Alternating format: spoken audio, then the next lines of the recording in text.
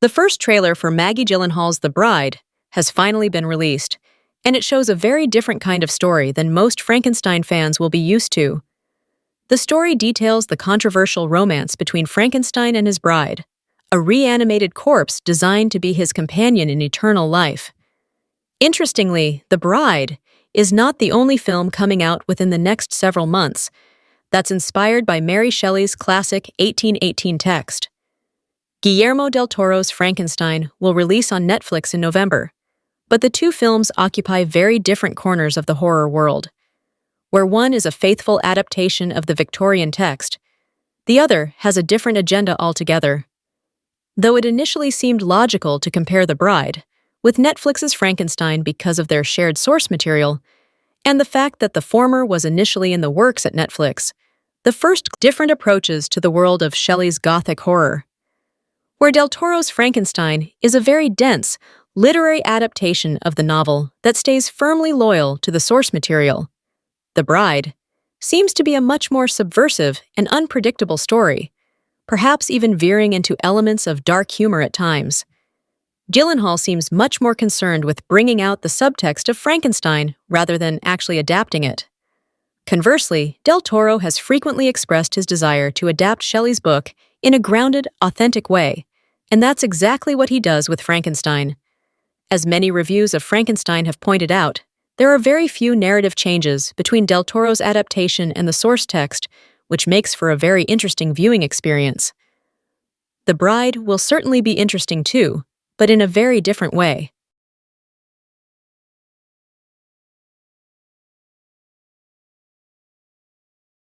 There's a very modern, pulpy atmosphere to the trailer that's almost reminiscent of films like Badlands or Bonnie and Clyde, as the toxic relationship between Frankenstein's monster and the bride leads to some very violent and unexpected consequences.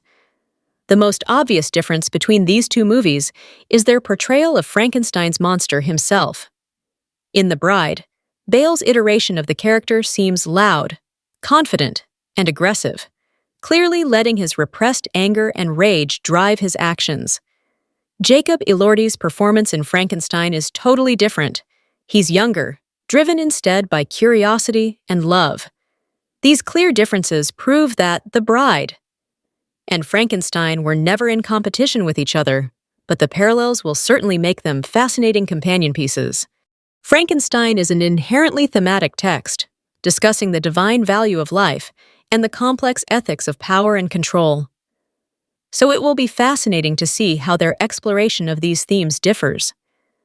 There have been so many versions of Frankenstein put to the screen over the years, but The Bride is the first one in a long time that looks entirely original in both its substance and execution.